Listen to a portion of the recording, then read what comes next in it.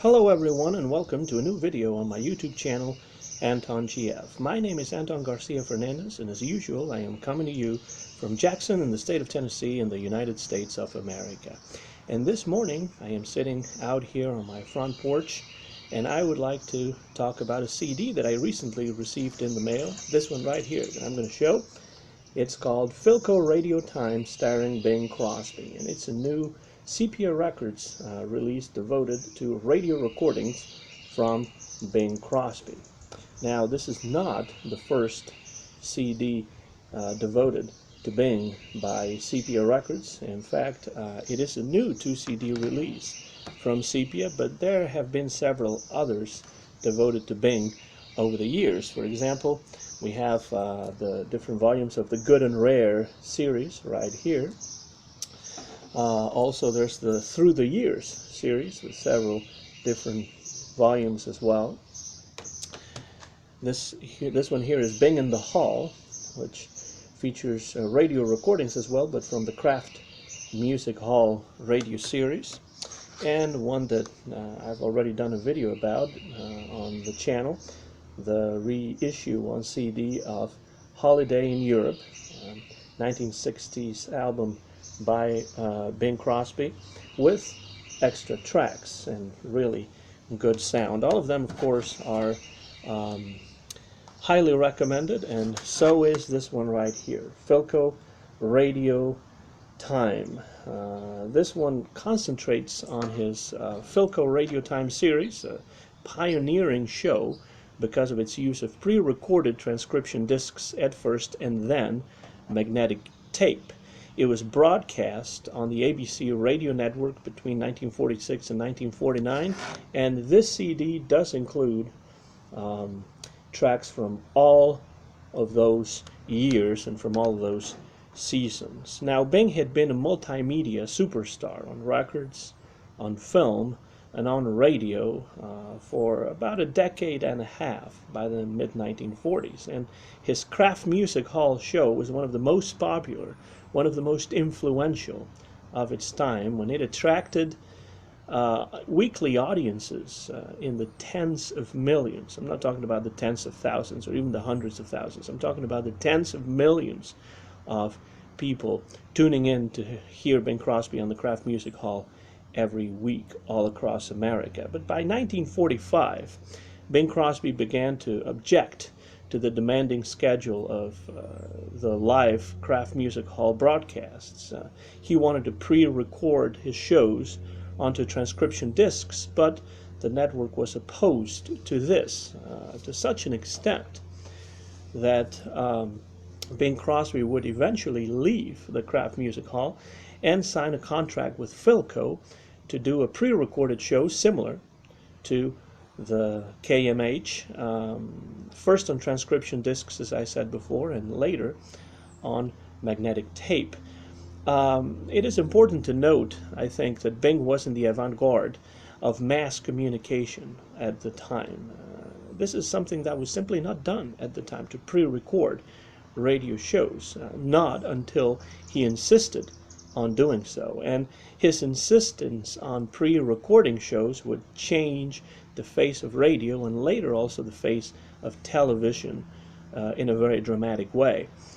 Bing Crosby also funded the development of magnetic tape. He had heard about magnetic tape during the war, and it is true that magnetic tape did offer better sound quality, and so Bing Crosby funded the invention and development of tape. And again, this was part of really being on the cutting edge of the technology for recording and for broadcasting at the time, and Bing definitely was there. And a good example of that is the stuff that we can find on this 2-CD set from the show Philco Radio Time, which went on the air for the first time in October of 1946. We are already after World War II. Those years of World War II, by the way, have been covered very much in depth and in an excellent way by Gary Giddens on the second volume of his projected three-part biography of Bing Crosby, which is called Swinging on a Star, which I would like to recommend as well to everybody out there. So Philco Radio Time went on the air for the first time in October 1946. But of course, at first it wasn't without its difficulties.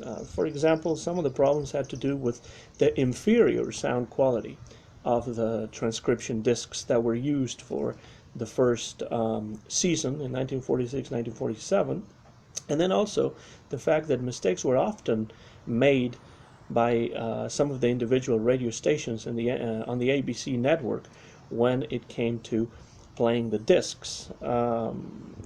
As a result of these problems in the first season, the ratings of the show felt the impact of this and went down. But of course, Bing Crosby was undaunted. He had this idea that he wanted to pre-record the shows, and he wanted to stay away as much as possible from the practice of live broadcasting. And this would change during the second season of Philco Radio Time in 1947 because magnetic tape, began to be used for recording the shows, and the quality was greatly improved. If we look at the liner notes written by my friend Malcolm McFarlane, there's a quote here from Billboard magazine that reviewed the first broadcast of the second season, and it said, and I quote, "The debut show Wednesday was essentially the same package that made network program history last year, although one difference was notable. The quality of the initial recordings of last year's Philco series was much inferior to the 1947 debut program. The improvement is attributed to the use of tape recording technique, which provides greater fidelity. Wednesday's show had no noticeable mechanical defects." And of course, the quality of the sound was so much better. And the show started to improve its ratings from the second season on. We must say, and I think it's important to note, that the restoration of these audio tracks by Robin Cherry is really outstanding, because the sound is great on the earlier tracks and also on the later tracks. So the fact that some of them were recorded onto transcription discs and some of them onto magnetic tape doesn't necessarily matter. The sound is really good on pretty much all the tracks of this new Sepia release, and so we have to mention the great sound restoration work of Robin Cherry. And it's also important to note that these Philco recordings, a lot of them, for the most part, appear for the first time on CD right here, for the first time on CD. And they are also important because they give us a chance to hear Bing Crosby singing songs that he wasn't able to record commercially during 1948 due to the strike of the American Federation of Musicians. On that year of 1948, Bing Crosby made very few records because of this ban, because of this strike. But fortunately, we have the Philco Radio Time recordings to hear Bing Crosby singing songs that perhaps he would have recorded commercially had he been able to do so. But he was prevented from doing so because of the musician strike. So this adds even extra interest to these recordings found here on this CD, Philco Radio Time, starring Bing Crosby. Many of the tunes here were actually hits for other singers: Perry Como, Frank Sinatra, Buddy Clark, Dick Haymes, Art Lund, Nat King Cole, Dinah Shore. And really, for somebody interested in the music of Bing Crosby and in his legacy, it is wonderful to hear Bing's takes on these songs. And also it becomes clear in many cases how much some of these singers, Como and Lund and Haymes and Buddy Clark, how much a lot of these singers owed stylistically to Bing Crosby. The shows were written by Bill Morrow, and Ken Carpenter acted as the announcer. And of course, John Scott Trotter is there conducting the orchestra. The arrangements are typical of radio shows of the period and really suit Bing Crosby perfectly. On some of the tracks, Skitch Henderson provides some tastefully dramatic piano. For example, one that comes to mind is If You Were the Only Girl in the World on CD 1. But later in the series, Buddy Cole takes over. Skitch Henderson, of course, had this penchant for Carmen Cavallero's sort of piano, and it really works very well in some of the tracks right here. Buddy Cole, of course, would go on to collaborate with Bing extensively in the late 40s and throughout the 1950s. There is a vocal group, the Charioteers, during the first season, and the Rhythmaires take over from season 2. The vocal group is inevitable on radio at the time, and it really works very well on many of the tracks here with Bing Crosby. And in fact, Crosby sounds pretty much always at ease in this radio setting, and he always sings with elegance, with charm, and he never misses a chance to add his usual jazzy touches here and there. The introductions to some of the songs spoken in Bing's conversational style. I've always loved Bing's speaking voice. The introductions to some of these songs really remind me of what he would later do in his musical autobiography project in the 1950s. You can hear his wonderful speaking voice. He also indulges his penchant for comedy here and there. And really, the Philco radio series, if you are familiar with the Kraft Music Hall, is not really that different. Just like on the Music Hall, Bing had several guests on the Philco series. And right here, we can see, or we can hear him sing with some of these guests. For example, Al Jolson, the Mexican-American singer Lina Romay, Burl Ives, Dick Powell, Marilyn Maxwell, Dorothy Kirsten, and most of all, Peggy Lee. Peggy Lee guested very often on the Philco radio series, and that really is a wonderful thing, because Bing Crosby and Peggy Lee together are absolutely marvelous. If we take a look at the songs here on Philco Radio Time, starring Bing Crosby, this 2 CD set. This is the back of it. There's 27 songs on CD 1 and 32 on CD 2, so we get on this collection more than 50 tracks and over 60 songs overall, because there are some medleys. If we look at the track listing, Bing's versatility is really apparent. He sings pop ballads, jazzy up-tempo numbers, country and western songs, Latin-flavored stuff, some Irish songs, Where Things Sing Glockamora, for example, even folk tunes with Burl Ives. He sings a couple of folk songs, so his versatility is really apparent here. And some of the highlights, it's very difficult for me to just single out a few songs, but I would like to mention some of the highlights on this album. For example, his version of La Borrachita, which is a Mexican song that he would later come back to for his highly underrated 1970s album Bingo Viejo. He's singing La Borrachita in Spanish with the Mexican-American singer Lina Romay, and it's a really nice rendition of that song.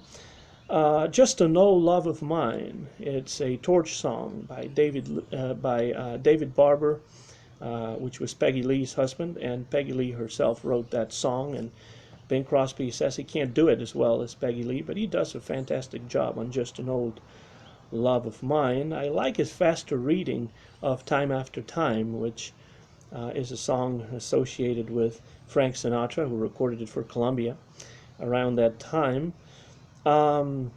There is a medley here where he sings Mamselle, Chibaba Chibaba, and Peg of My Heart.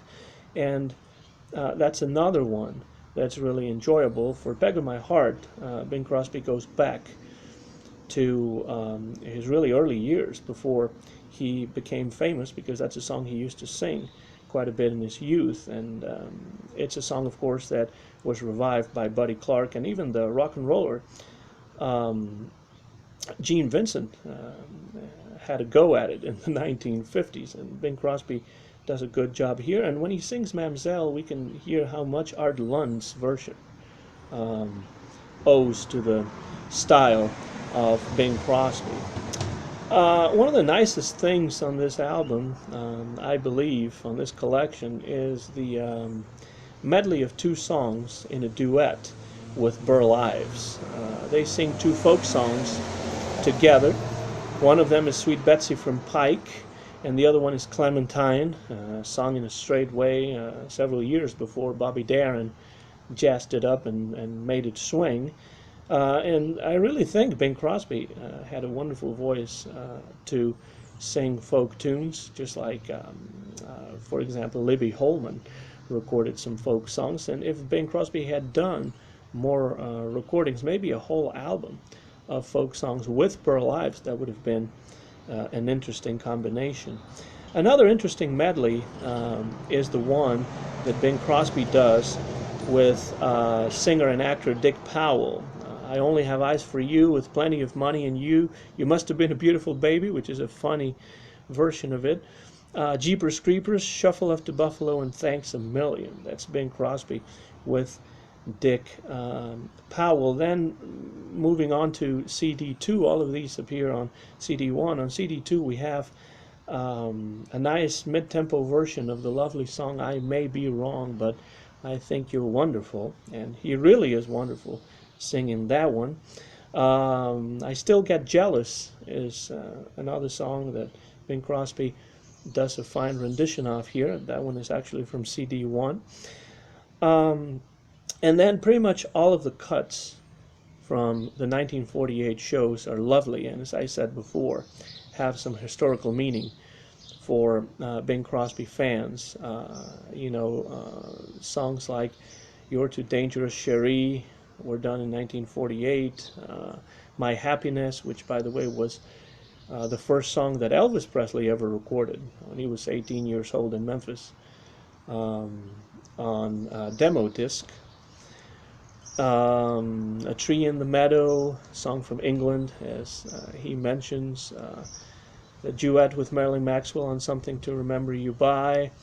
He also sings My Darling, that Buddy Clark and Doris Day sang together. Well, all of the songs he did in 1948 are extremely interesting to Bing Crosby fans. There's also a Dixieland-style take on Babyface. I wish he had explored that a little bit more on these Philco shows, and of course it reminds me quite a bit of his later album, Bing with a Beat. I love his elegant approach to My Darling, which I've already mentioned, and then he does an interesting version of Ghost Riders in the Sky, the country song, with just Perry Botkin on guitar. Botkin would be on hand for the CBS shows that he would do in the 1950s, and he'd also be on hand for the musical autobiography. And this version of Riders in the Sky, Ghost Riders in the Sky as it's also known, is wonderful because it's just Perry Botkin on guitar, a bass, and Bing Crosby singing. I like that minimalistic approach that Bing Crosby also used with Les Paul, for example, on It's Been a Long, Long Time. And then, of course, we have the duets with Peggy Lee, which are fantastic. There are several songs with Peggy Lee on here. We have Down the Old Ox Road, for example. But my favorite ones are So in Love, which starts just with guitar, and it's absolutely mesmerizing, that Cole Porter song. And a seemingly unrehearsed version of Blue Hawaii with just Bing Crosby, Peggy Lee, and simply piano. I believe that's all there is to that one. It is really marvelous. It's a very charming version of Blue Hawaii, one of the Hawaiian songs that Bing Crosby recorded in the 1930s, and later, about 30 years later, Elvis Presley would use that song as the theme song for one of his Hawaiian movies. For sure, the duets with Peggy Lee are highlights of this album. Then there's a charming duet with Dorothy Kirsten on the lovely ballad Again, beautiful song that I've always enjoyed. And then finally we have a medley of 3 songs, Faraway Places, So Tired, and Powder Your Face with Sunshine. That latter one, Powder Your Face with Sunshine, is one that I always associate with Dean Martin. And the interesting thing about this medley is that he's only singing snippets of the songs, and that medley musically, conceptually, I would say, already looks ahead to the sound of his 1950s CBS radio shows, with just Bing Crosby and Buddy Cole on piano here. And this is something that he would explore further for his CBS radio shows in the 1950s with Buddy Cole and just a small group of jazz musicians. So you can already hear that on this 3-part medley of Faraway Places, So Tired, and Powder Your Face with Sunshine. In short, this is a wonderful collection of songs by Bing Crosby from his Philco Radio Time series, with the typically elegant presentation from Sepia. This is the case with this release, and also with all the other releases that they have devoted to Bing Crosby and to other singers. And I want to mention that there is a highly informative booklet with liner notes written by my good friend Malcolm McFarlane, the British co-editor of Bing Magazine, the journal of the International Club Crosby. The liner notes are really informative, well written, highly readable, and they will provide some really interesting background as to how these shows came to be. There's also a track listing inside with all the broadcast dates of each one of the tracks here, and also the song's composers. The sheer amount of tracks makes it impossible for Malcolm to go into all the tracks one by one, which would have been great, but as I said, there's more than 50 tracks here, so that would be really hard to do. Philco Radio Time, starring Bing Crosby, is a fantastic collection that belongs on the shelves of any Bing Crosby fan, but also of any music fan in general, particularly if you enjoy classic pop and jazz. I highly recommend it. It's right here, Philco Radio Time, starring Bing Crosby, from the British label Sepia Records, a 2-CD set with wonderful recordings from the Philco Radio Time series that aired on ABC between 1946 and 1949, of course, starring the great Bing Crosby. That's it from me for now. I'm Anton Garcia Fernandez, and I'm coming to you from Jackson in the state of Tennessee in the United States of America. And this video was recorded in the month of June of 2020. Mine is the copyright of the video, and you will be able to listen to it and see it very soon on my YouTube channel, Anton GF. Remember, Philco Radio Time, starring Bing Crosby, from Sepia Records. You need to have it. Check it out. I think you'll be happy that you did. Thank you very much for watching. Thank you very much for listening, and so long, everybody.